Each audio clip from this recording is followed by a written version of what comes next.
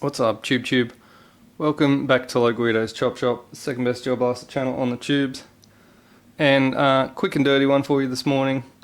I've got here 40 Max shell from Urban Gel Ball and the XM203 that I picked up off AliExpress here. I'll put links to these in the description. This is one of my favorite. This is actually probably my favorite 40mm shell design that you can get because it's very versatile. As you can see, I've got some foam balls in there at the moment. It is a gas powered shell and you can put foam balls in it, or you can put wadding in there, fill it with gel balls, use it like a gel shower. This gas head here, you fill with green gas there, and then that button is what releases the gas from here. So this little silver part is the entirety of the gas head. So this bit here is just a simple dumb tube. If you want to do Nerf with it, you can convert it to Nerf by just screwing a Nerf head on and using it to fire Nerfs. There's various Nerf heads available for these. This is just one that I printed that has 4 darts. You can get ones that have like a fan and all sorts of things. Very versatile. My favorite shell. Now, XM203. Also one of my favorite little launchers because it's very simple, very basic. However, one of my biggest gripes with this thing is that it was never big enough. It never opened big enough to fit the shell inside. In fact, this one currently opens a bit wider than the standard one did because I've already modified this a little bit. And you couldn't angle it, you couldn't get anything in, it just wouldn't fit. And that's with this shell, and the Thor shells wouldn't fit because they're even bigger. And I wanted to modify this to be able to fit the shell easily because I don't want to have to muck around when I'm out there on the field. When I change shells, I don't want to have to muck around trying to, screw the front end in, and it's a pain. So here's what I have done.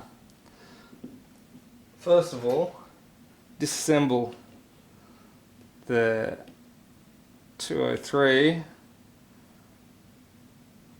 with, I think that's a 1.5mm Allen screw. Yeah, just loosen off those two, and that should give enough. If you get them, you don't have to take them all the way out.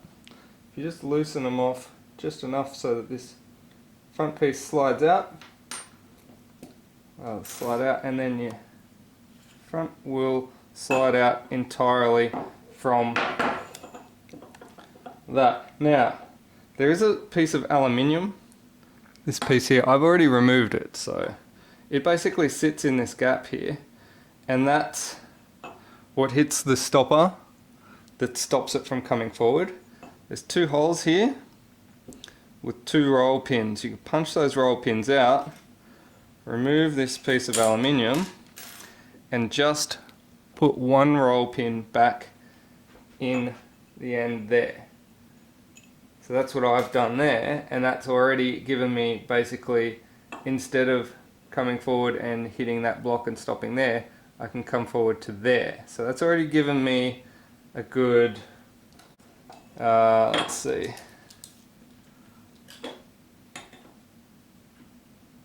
so giving me a good 20 mils extra clearance, but that wasn't quite enough.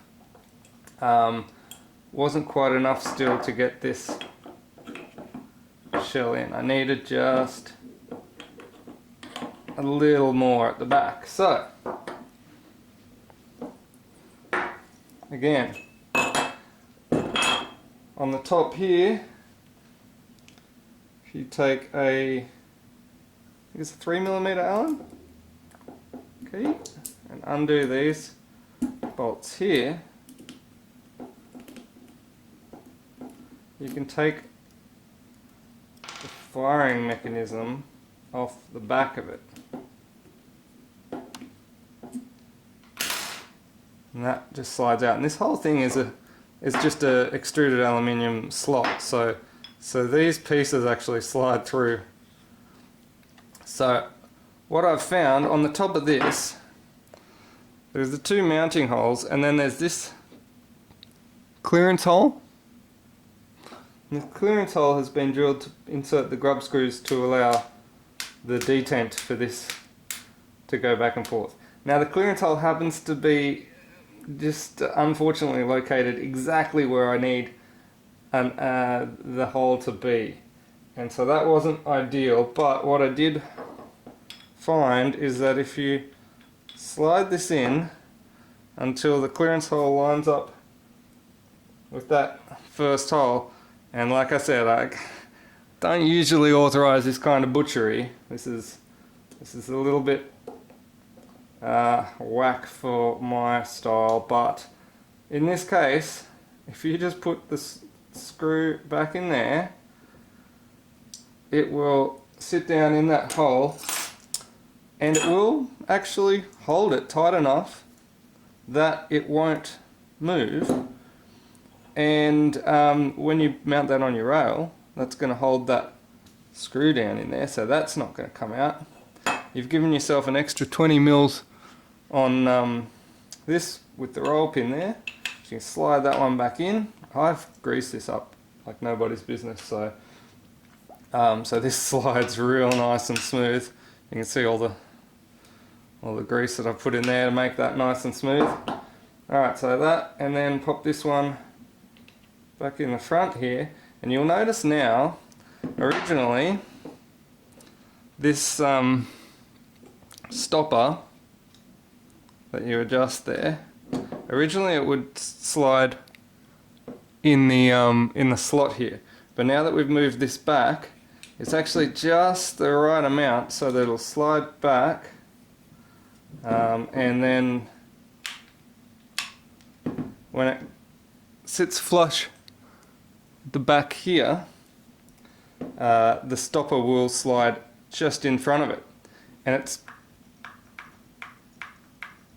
perfect, the perfect distance there for that stopper. So now all you got to do is drive these grub screws back in, not all the way. You don't want them too tight, these ones. You just got to get them tight enough so that this will click back and forward, but you don't want it too tight, because if it impinges on the movement, then it won't allow you to slide the thing forward. So you gotta play around with it, just get the exact right tension that you need on the detent, just enough so that it gives you that detent but also doesn't impinge. So I feel like I need just a little bit less tension here.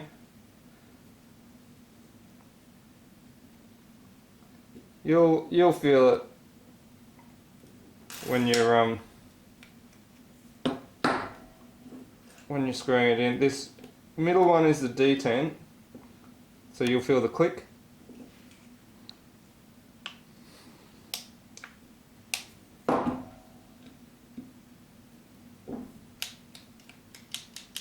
Oh, that feels about right. So now you should have, it should be, yeah, there you go. Should open and close freely, but when it's locked it won't move. When you push that button you can open it and close it. And now if you open that up, your 40 max should fit in perfectly. Lock it closed, it'll fire, no problems. Then you remove it, good to go. 40 max it fits, everyone's happy. That is a win-win-win in my book, because I'm a big fan of the simplicity of this 203 design. It's literally just a little button that pushes in there, which pushes that button in there. Super simple. And now much more usable than it was initially.